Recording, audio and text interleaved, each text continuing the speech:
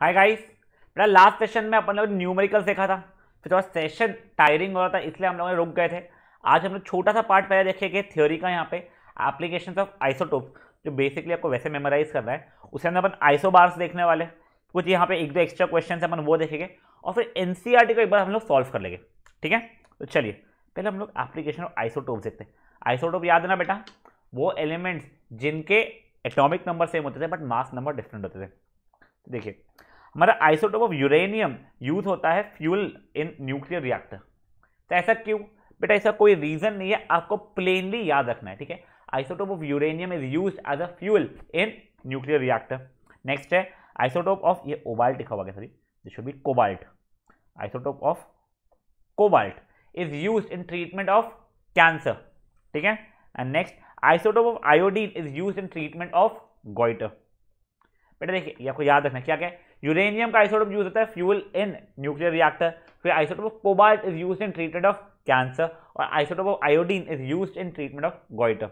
देखो there is nothing to explain in this thing, but ये question कई बार पूछा आता है, write any two applications of isotope, या फिर isotope of cobalt is used in what, ऐसा करके भी आ जाता है कुछ भी रैंडम। तो एक बार आप लोग प्लीज यहाँ पे पॉज करो इसको और इतने पार्ट के बाद गो थ्रू कर लो, और मेरा सजेशन है अभी रट लो बेटा इसको। चलिए ठीक है बेटा, आपने आइसोटोप देख लिया, अब अपन देख रहे हैं आइसोबार। बेटा आइसोबार वो दो एलिमेंट्स रहते हैं जिनका सेम एटॉमिक मास होता है बट डिफरेंट एटॉमिक नंबर होता है। क्या बोल रहा हूं बेटा मैं, इनका सेम एटॉमिक मास होगा बट डिफरेंट एटॉमिक नंबर हो जाएगा। इसका एग्जांपल देखिए, कैल्शियम एंड आर्गन। बेटा कैल्शियम का भी एटॉमिक मास 40 है और आर्गन का भी 40 है, बट कैल्शियम का एटॉमिक नंबर 20 और आर्गन का 18 है। तो इसको थोड़ा सा हम लोग चीर फाड़ करते हैं।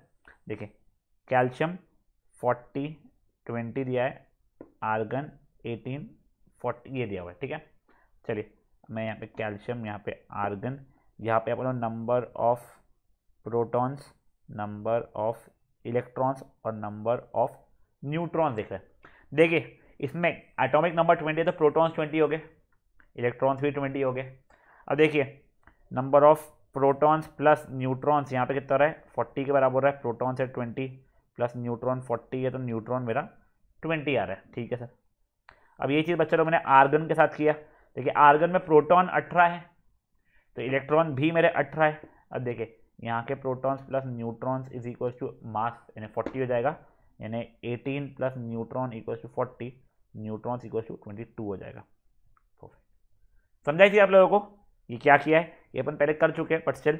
अब देखो इनका निकल ये एटॉमिक नंबर डिफरेंट है, ये देखिए एटॉमिक नंबर डिफरेंट है बट मास नंबर सेम है। मास नंबर सेम होने का मतलब क्या हो गया है, देखिए यहाँ पे ये प्लस ये इसी इक्वल टू ये प्लस ये हो रहा है, इस कारण से मास नंबर इनका सेम आ गया, वरना और कुछ भी नहीं है। ठीक है बेटा, देखो डाल्टन एटॉमिक थ्योरी याद है आप लोगों को, उसमें 2 पॉइंट्स थे। एक पॉइंट ये था कि सेम एलिमेंट का सेम फिजिकल और केमिकल प्रोपर्टी सेम मास हो जाएगा। देखो सेम मास नहीं हो रहा था, तो कौन सा, देखो अपने क्लोरीन का 35 वाला भी देखा, 37 भी देखा। ठीक है, तो सेम एलिमेंट का सेम फिजिकल प्रॉपर्टी में मास होना जरूरी नहीं है। और उसका एक और ये था कि अलग अलग एलिमेंट्स के भी अलग अलग फिजिकल प्रॉपर्टीज हो गए। तो देखो अपना आर्गन का भी 40 है और कैल्शियम का भी 40 है, दोनों एलिमेंट्स अलग अलग है बट दोनों का मास अपना सेम आ रहा है। तो देखो वहाँ पे जो एक्सेप्शन अपन सीखे थे वो अब आप लोगों को मेच्योरिटी उस चीज़ की आ गई है। तो बच्चा लोग ये देख लीजिए, ये देखो ये हो गया। अब आइसोटोप और आइसोबार के बीच में का डिफरेंस प्लीज आप एक बार समझ लीजिए। बेटा आइसोटोप का सेम एटॉमिक नंबर पर डिफरेंट मास नंबर या एटॉमिक मास होता है, और यहाँ पे उल्टा इनका same atomic mass but different atomic number हो जाता है। अब बच्चा लोग ये आइसोटोप्स बेटा अपने केमिकल प्रॉपर्टीज में सेम होते हैं। ठीक है, ये वाली प्रॉपर्टी आप लिख सकते हो, हैव सेम केमिकल प्रॉपर्टीज, यहाँ पर आ जाएगा हैव डिफरेंट केमिकल प्रॉपर्टीज। ठीक है, अब बेटा they occur at the same place in periodic table and they occur at different places in periodic table. ये चीज़ आप लोगों ने 10th स्टैंडर्ड में समझना दिया। ठीक है, तो आप देखो आपको 2 ही पॉइंट लिखना है, तो आप ये और ये लिख लेना। ठीक है, बट अगर आपको याद हो जा रही है तो ये वाला पॉइंट भी आप लिख सकते हो। क्या है बच्चा लोग, ये पॉइंट आइसोटोप है वो एक ही जगह में पीरियोडिक टेबल में लिखते हैं और आइसोबार्स हमारे अलग अलग जगह में दिखते हैं, और एग्जाम्पल तो हमें याद हो ही चुके होंगे। ठीक है, चलिए अब एक बार के लिए छोटू से फुद्दू से आइसोबार को भी पॉज करके आप लोग देख लीजिए। चलो अब गाइस ये देखिए, ये आप लोगों को लास्ट इसमें मैंने डिस्कस कर लिया था, ये हमारा एनसीईआरटी का क्वेश्चन था बेटा। ये वाला क्वेश्चन जो दिया हुआ है आप लोगों को 16.2 है, बताओ किसका कितना परसेंटेज है। गाइस ये वाला क्वेश्चन अच्छा है। There are 11 protons and 12 neutrons in a nucleus, calculate atomic number, mass number, valency. तो देखो एटॉमिक नंबर कितना हो जाएगा मेरा sir, atomic number number protons होता है सर, वो हो जाएगा 11। सर मास नंबर कितना हो जाएगा सर मेरा, प्रोटॉन्स और न्यूट्रॉन्स होता है ना, 11 + 12 मतलब 23। और सर वैलेंसी, तो देखो अगर 11 प्रोटॉन्स है तो इलेक्ट्रॉन्स भी 11 हो गए, तो उसका इलेक्ट्रॉनिक कॉन्फ़िगरेशन का 281 हो जाएगा। सर एक लूज़ करना आसान रहेगा, तो मेरी वैलेंसी 1 आ जाएगी। सिंपल था याला। चलो एक बार आप लोग क्वेश्चन को पॉज करके पढ़ लीजिए, फिर नेक्स्ट क्वेश्चन देखते हैं अपन लोग इसका।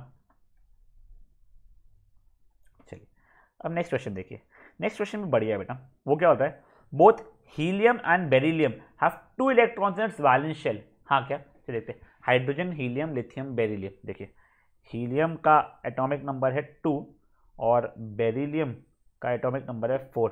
अगर 2 है तो कॉन्फ़िगरेशन में 2 ही रहेगा फर्स्ट शेल का, और इसमें का 4 है तो पहले शेल में 2 गया, यानी के शेल में 2, फिर एल शेल में भी 2 गया। चलो ठीक है, तो ये चीज़ तो ठीक है, हीलियम और बेरिलियम दोनों का 2 इलेक्ट्रॉन है आखिरी शेल में। पर हीलियम एक नोबल गैस है और बेरिलियम एक नोबल गैस नहीं है। नोबल गैस को एक और बोलते हैं क्या, इनर्ट गैस, मतलब उसका वैलेंस शेल पूरा भरा हुआ होता है, इसलिए वो रिएक्ट नहीं करता। तो हाँ ना सर, ऑब्वियस हम देखें हीलियम में एक ही शेल आ रहा है, पहला शेल, और उसमें 2 ही इलेक्ट्रॉन डाल सकते हैं, जबकि हमारे बेरिलियम में कितने आ रहे हैं, 2 शेल्स आ रहे हैं, और दूसरे शेल में तो मैं 6 इलेक्ट्रॉन और डाल सकता हूँ यहाँ पे। तो देखा जाए तो ये भरा हुआ आखिरी शेल भरा हुआ नहीं है, तो इस कारण से ये है इनर्ट, ये इनर्ट है और ये इनर्ट नहीं है। खत्म, वही चीज़ आपको ऊपर नोट्स में दी हुई है, तो कैसे बाबा उसको पूरा का पूरा आप लोग प्लीज पढ़ लीजिए। चलिए अब बच्चा लोग अपन लोग ना एनसीईआरटी के क्वेश्चन देखते हैं। मेजरली आपको हर एक आंसर आपके नोट्स में मिल जाएगा, तो इतना आप लोगों को टेंशन लेने की बात नहीं है उसमें। ठीक है, चलिए अपन एनसीईआरटी के इनटेक्स्ट क्वेश्चन अगर सब कुछ करते हैं।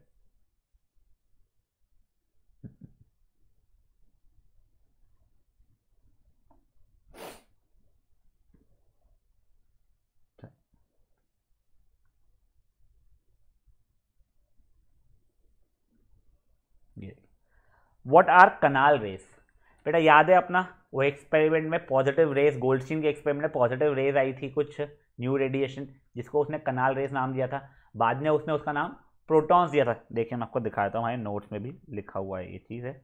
ठीक है, मैं आपको हर एक चीज़ दिखा दूंगा जो आपके नोट्स वगैरह में है। ये देखिए यहाँ पे, Goldstein discovered presence of new radiations in gas discharge and called them as canal rays. These are the positively charge and they are later known as protons. बस इतना लिखना पड़ेगा आप लोगों को। ठीक है, ये सिंपल अपने पहले देख चुके थे बच्चा लोग।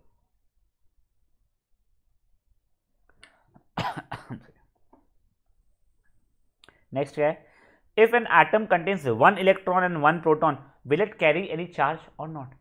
No sir, it will not carry any charge. क्यों सर, तो देखिए एक इलेक्ट्रॉन का मतलब हो गया 1 नेगेटिव चार्ज, 1 प्रोटॉन का मतलब हो गया 1 पॉजिटिव चार्ज, तो इलेक्ट्रिकली दोनों मिला क्या हो जाएगा, न्यूट्रल हो जाएगा। परफेक्ट, ठीक है, चलो फुद्दू क्वेश्चन था अच्छा लोगो। Next, on the basis of Thomson's model of an atom explain how the atom is neutral as a whole। देखिए हमारा थॉमसन भैया का मॉडल कौन सा था, याद है ना आपको, एक सेकंड, जे थॉमसन का मॉडल, हाँ ये केक ये पुडिंग वाला, उसमें देखो उन्होंने बताया था, यहाँ पे देखो the negative and positive charge are equal in magnitude so the atom is neutral as whole. ठीक है, ये वाला आपके नोट्स में एग्जैक्ट लिखा हुआ है, आप वहाँ से ये चीज़ को देख सकते हैं, कोई प्रॉब्लम नहीं आएगा आपको। On the basis of Rutherford's model of an atom, which subatomic particle is present in the क्या बोलते हैं ये न्यूक्लियस ऑफ ये एटम। अब देखो बच्चा, इसने रुदरफोर्ड के अकॉर्डिंग पूछा है, रियल लाइफ में कौन कौन है वो नहीं पूछा, रुदरफोर्ड। जब रुदरफोर्ड ने बेटा डिस्कवरी किया था तब कौन सा मिला था उसे, हाँ परफेक्ट, उसे सिर्फ और सिर्फ प्रोटॉन मिला था, तब तो न्यूट्रॉन आया नहीं था मेरे भाई लोग। तो आंसर क्या होगा, न्यूक्लियस के अंदर उसके साथ सिर्फ प्रोटॉन था। अब नेक्स्ट क्या है, draw a sketch of Bohr's model of an atom with 3 shells. तो गाइस ये वाला क्वेश्चन मैं आपको सजेस्ट करूंगा 3 शेल्स बनाए थे आपको, न्यूक्लियस बनाइए और 3 शेल्स बना दिए, आपको शेल्स को भरना वरना कुछ नहीं है, और शेल्स के मेरे लिए नाम लिख दीजिएगा, ठीक है। एक बार इसको आप लोग प्लीज पॉज करके एक बार मुझे लिख के दे दीजिए आंसर इसका। चलिए गाइस, इसका आंसर देख लेते हैं अभी हम लोग। देखिए ये अपना न्यूक्लियस जैसा कर दीजिएगा, ये शेल 1, के, ये एल और ये एम। बेटा इसको प्रॉपर राउंडर से बनाइएगा आप लोग, ठीक है ना। ये हो जाएगा के, ये हो जाएगा एल, हो जाएगा एम। कुछ भी नहीं था बेटा इसमें, ठीक है। चलिए नेक्स्ट क्या है बेटा, what do you think would be the observation if alpha particle scattering is carried out by using a foil of a metal other than gold. Gold को छोड़ के कोई और अगर आप यूज करोगे तो क्या होता था। बेटा देखो गोल्ड बहुत पतला था, इसलिए उसके अंदर पेनिट्रेशन पॉसिबल था। यही अगर मैं कोई और लेता जो ज़्यादा थिक होता तो बेटा उसमें पेनिट्रेशन मेरा पॉसिबल नहीं हो पाता था इतना अच्छे से। तो अगर थिक वाला यूज़ करता मैं कोई तो उसमें पेनिट्रेशन पॉसिबल नहीं हो पाता था इतना अच्छे से, और अगर उससे भी थिन अगर यूज़ करता था मैं तो मेरा डिफ्लेक्शंस दिखाई नहीं दिए होते मुझे।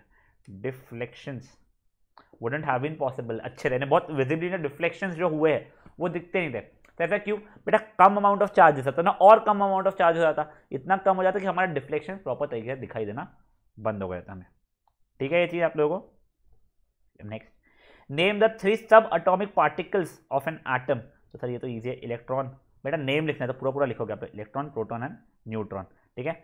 Helium atom has an atomic mass of 4 units and 2 protons in it, how many neutrons does it have. देखो atomic mass is equal to number of protons plus number of neutrons, ये 4 दिया हुआ है, 2 protons plus neutrons implies neutron कितने हो गए, तो वो भी 2 हो गए। ये वाले ऐसे पैटर्न ऑफ क्वेश्चन अपन देख चुके थे, बहुत फुद्दू फुद्दू से हमें लग रहा है अभी, ठीक है ना। चलिए अभी नेक्स्ट क्या है, ये right the distribution of electron in carbon and sodium. देखिए कार्बन कौन सा है, hydrogen, helium, lithium, beryllium, boron, carbon 6 वाला है, तो सर हो जाएगा कार्बन के हो जाएगा 2,4, और sodium hydrogen, helium, lithium, beryllium, boron, carbon, nitrogen, oxygen, fluorine, neon, sodium 11 है, तो 2,8,1 सिंपल। चलिए ठीक है, if K and L shell of an atom are full then what would be the total number of electrons in that atom. K भी full है और L भी भरा हुआ है, तो कितना हो जाएगा बेटा, ये हो जाएगा 2,8 मिला के 10, ठीक है। एक बार ये दोनों क्वेश्चंस को एक बार आप देख लीजिए, कोई कंफ्यूजन तो नहीं आप लोगों को। देखिए ये क्वेश्चन दोनों बड़े फुद्दू से थे, आप लोगों ने ऐसे बहुत ज़्यादा क्वेश्चंस पहले कर चुके हैं रिवीजन के समय, तो कोई इशू नहीं आया होगा आपको।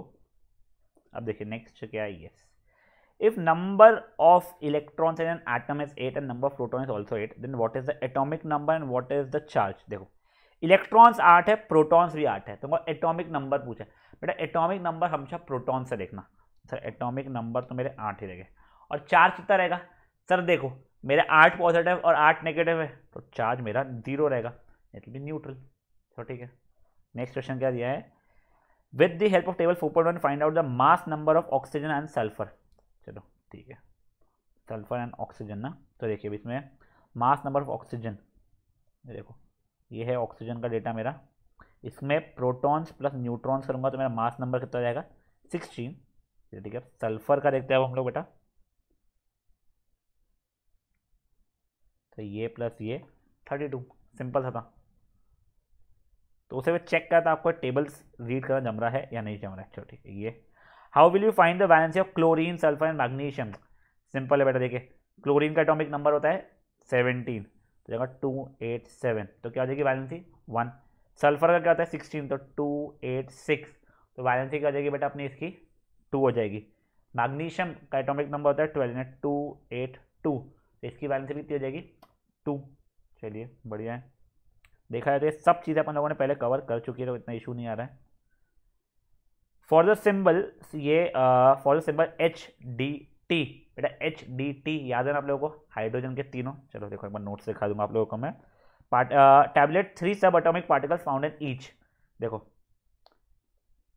ये 1 1 रहेगा, ये D 1 2 और T 1 3, ठीक है।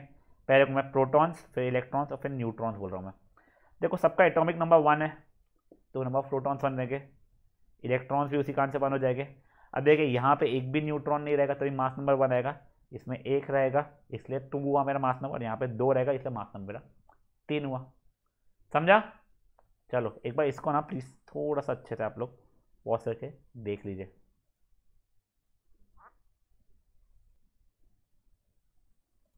बेटा प्रोटियम, ड्यूटियम और ट्रिटियम का हम लोगों ने देख लिया है। चलिए अभी नेक्स्ट क्या चीज़ है हमारे पास में, right the electronic configuration of any one pair of isotope and isobar. देखो अब इलेक्ट्रॉनिक कॉन्फ़िगरेशन चाहिए मुझे आइसोटोप का, ठीक है। एक आइसोटोप मुझे क्लोरीन याद है 1735 एंड क्लोरीन 1737, तो इसका इलेक्ट्रॉनिक कॉन्फ़िगरेशन वैसे क्या जाएगा 287। और आइसोबार सर कैल्शियम वाला होता है एक, वो कुछ 2040 रहता है, और आर्गन वाला रहता है 1840 वाला। सर कैल्शियम का क्या हो जाएगा 2882 और आर्गन का हो जाएगा 288। फेयर है याद रखे सब क्वेश्चन से। चलो बढ़िया, और कोई मिस तो नहीं कहना नहीं भाई नहीं। चलिए अभी यहाँ पे आ जाते हैं। Compare the properties of electrons, protons and neutrons. बेटा अपने नोट्स में लास्ट क्लास में पूरा दिया हुआ है, चार्ज का, लोकेशन का आप निकाल सकते हो, डाल सकते हो, मास का किसने ढूंढा तो उसका प्रॉपर्टी यूज मत कीजिएगा, ठीक है ना। आपने व्हाट वर द कहते हैं limitation of J Thomson model, याद है उसके लिमिटेशन क्या थे। बाद में जब गोल्डस्टीन ऐसे बाद में रूदरफोर्ड वगैरह ने अपना एक्सपेरिमेंट करना शुरू किया था, तो जो उसने बोला था वो चीज़ ट्रू नहीं में, तो उसने केक ऐसे बोला था ना पुडिंग जैसा। What are limitation of Rutherford model, तो रूदरफोर्ड के मॉडल का क्या था याद है आप लोगों को, ये देख लीजिए दिखाता हूँ, क्योंकि इसका ये वाली प्रॉपर्टी बहुत इंपॉर्टेंट है बच्चा लोग, ठीक है ना। ये रूदरफोर्ड का क्या था वाला, एक सेकंड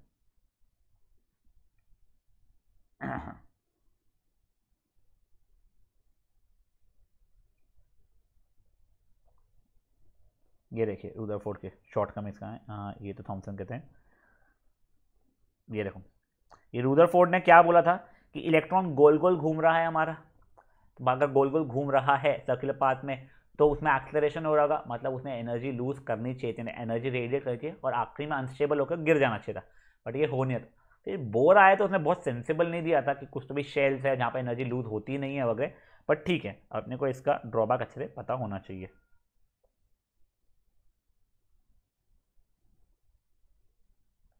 आगे भी describe Bohr's model of an atom, बेटा ये हम लोग कर सकते हैं, उसने जो डिस्क्रिप्शन हम लोगों को दिया था कि डिस्क्रीट शेल्स होते हैं जहाँ पे एनर्जी लूज नहीं होती है, वो इसी में इलेक्ट्रॉन घूमना अलाउड होता है वगैरह, ठीक है।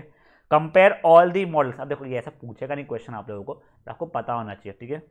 Summarise the rules of writing the distribution of electron in various shells, क्या 3 रूल्स थे, पहला वो 2n² वाला याद है आप लोगों को, फिर था लास्ट शेल में 18 लास्ट शेल में 8 ही इलेक्ट्रॉन्स आ सकते हैं, और आपको कोई भी नेक्स्ट शेल भरना है तो उसके लिए पिछला वाला शेल भरा हुआ होना चाहिए आप लोगों को, ठीक है। Define valency by taking example silicon and oxygen. बस सिलिकॉन देख रहे थे बेटा, सिलिकॉन का नंबर क्या था, सिलिकॉन का 14 था एटॉमिक नंबर, तो ये क्या आ जाएगा 284, और ऑक्सीजन का क्या था 8 था तो 2,6।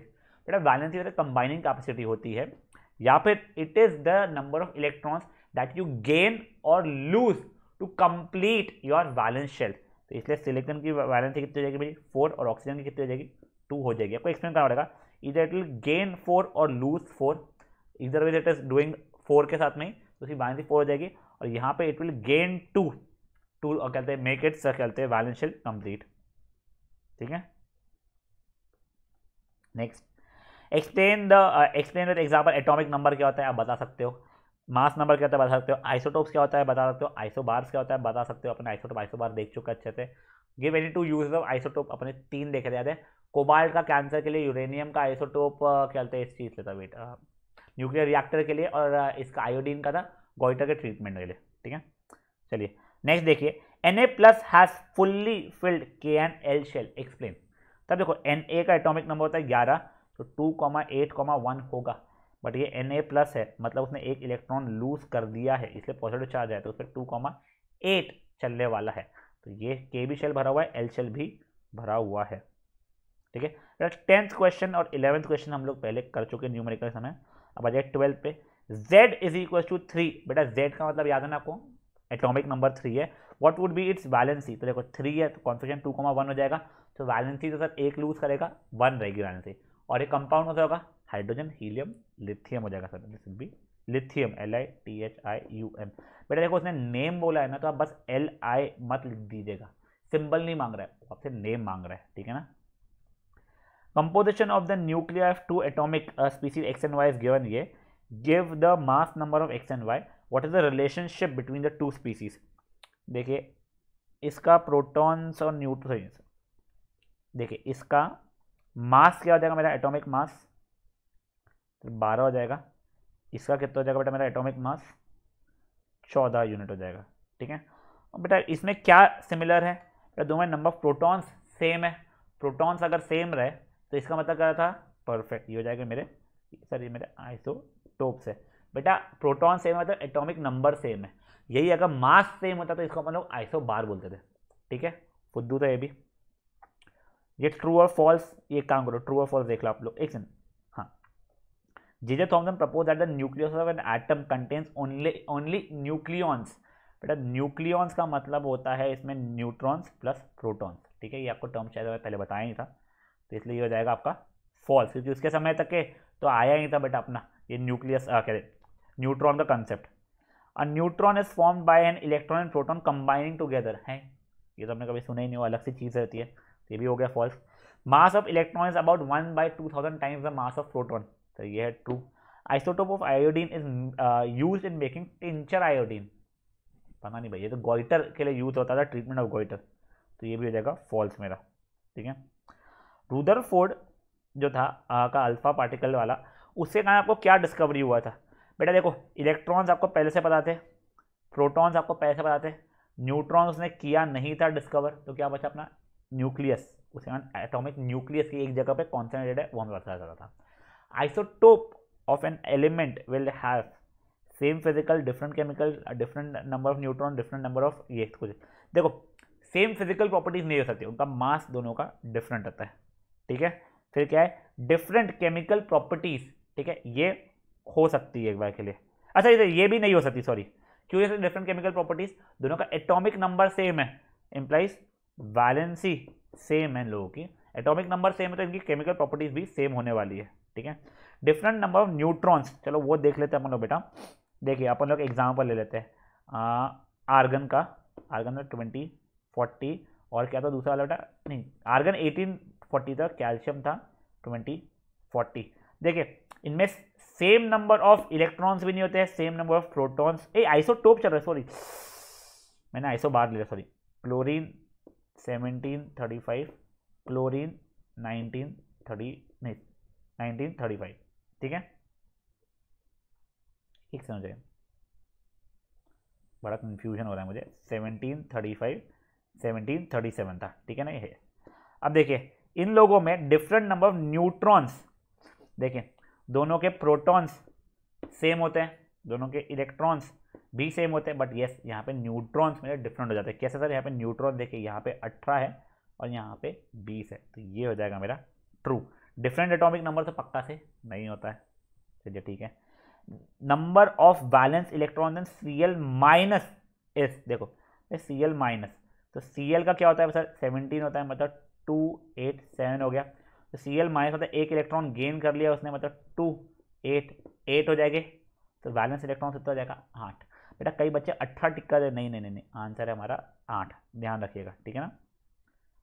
Which of the following is correct configuration of sodium, देखिए सोडियम कितना था अपना 11 था, तो 281 हो जाएगा, ये तो फुद्दू सारा। बेटा मैं आपको सजेस्ट करूँगा पहले ये 19th क्वेश्चन आप लोग प्लीज पॉज करके खुद से अटेम्प्ट कीजिए, अच्छा क्वेश्चन बच्चा लोगे। चलिए अब हम सॉल्व करते हैं। क्या दिया हुआ है सर, एटॉमिक नंबर 9 है, नंबर ऑफ न्यूट्रॉन्स 10 है, ठीक है। तो number of protons sir atomic number 9, तो ये भी 9 ये भी 9 सर। मास नंबर क्या जाएगा, ये प्लस ये मतलब 19 sir. Name of the atomic species, hydrogen helium lithium beryllium boron carbon nitrogen oxygen fluorine, ठीक है ना, यहाँ पे फ्लोरीन आ जाएगा सर। ये 16 है, ये 32 है, तो नंबर ऑफ न्यूट्रॉन्स कितना रहेगा पता नहीं वैसे, पर देखो पहले तो एटॉमिक नंबर तो प्रोटॉन्स है, इलेक्ट्रॉन्स में 16 आ गया। अब देखिए number of neutrons plus number of protons is equal to mass number होता है मेरा, तो उसके हिसाब से ये भी मेरा 16 आ जाएगा, ठीक है। अब प्रोटॉन्स अगर 12 है तो एटॉमिक नंबर भी मेरा 12 होगा। अब ये प्लस ये इक्वल टू ये होना चाहिए था मेरा, इसलिए ये भी 12 होगा। प्रोटॉन से इलेक्ट्रॉन सेम होते इसलिए ये भी 12 हो गया। बेटा ये hydrogen helium lithium beryllium boron carbon nitrogen oxygen fluorine neon sodium magnesium, ठीक है। अब देखो मास नंबर है 2, प्रोटॉन है 1, तो प्रोटॉन 1 है तो एटॉमिक नंबर भी 1 रहेगा, इलेक्ट्रॉन भी 1 रहेगा। अब देखो ये प्लस ये इक्वल टू ये होना चाहिए था, तो उसके साथ ये भी 1 आ गया, ठीक है। अब देखो एटॉमिक नंबर कितना आया इसका, 1 आया, तो ये कौन सा आ जाएगा बेटा मेरा हाइड्रोजन। आप लोगों को लग रहा है हाइड्रोजन होगा, बट एक्चुअल में याद करो बेटा ये कौन सा है बेटा, ये ड्यूट्रियम था। देखिए उसका, अरे हाँ यस ये ड्यूट्रियम था, ये देख लीजिए प्लीज़ बेटा, ये थोड़ा ट्रिक क्वेश्चन हो गया है, एक बार देख लेता हूँ ड्यूट्रियम ही होगा ना उसका। कहाँ गया भैया मास नंबर का, ये नहीं सॉरी आइसोटोप्स, एक सेकंड इसे अपन अपने नोट्स में देख लेंगे या तो नहीं, आइसोटोप्स आ गया, यस यस यस, ये देखिए ये हाइड्रोजन 1 रहता है, याद रखिएगा। ड्यूट्रियम है जिसके अंदर 2 मास नंबर चलता है, एटॉमिक नंबर 1 और मास नंबर 2, ये ड्यूट्रियम हो जाएगा मेरा। क्योंकि देखो मेरे को क्यों क्लिक हुआ, क्योंकि लास्ट वाला जो है बेटा वो देखिए मास नंबर 1, ये सब कुछ एक, ये एक, तो इसका नाम ये हाइड्रोजन ही चलने वाला था। समझा ये चीज़, ये थोड़ा ट्रिक क्वेश्चन जैसा हो गया था, बट इसको इतना ज़्यादा आप स्ट्रेस मत लीजिए, आपको बता दिया मैंने ट्रिक का कैसा था, ठीक है। तो इस चार्ट को भी आप लोग कंप्लीट कर लीजिए प्लीज़। चलिए ग्रेट, आप चाहते थे यहाँ पे उसका जो प्रोटियम नाम है वो भी लिख सकते थे बेटा, यहाँ पे अपनी एनसीईआरटी खत्म होती है। बट नेक्स्ट सेशन में बेटा मैं आप लोगों को कुछ एक्स्ट्रा क्वेश्चंस कराने वाला हूँ, मैं इलेक्ट्रॉनिक कॉन्फ़िगरेशन का, वैलेंसी का, इधर उधर के एप्लीकेशन बेस्ड क्वेश्चन थोड़े से रहते हैं, मज़ा आएगी उसमें, ठीक है। चलिए हम मिलते हैं नेक्स्ट सेशन में, बाय गाइस।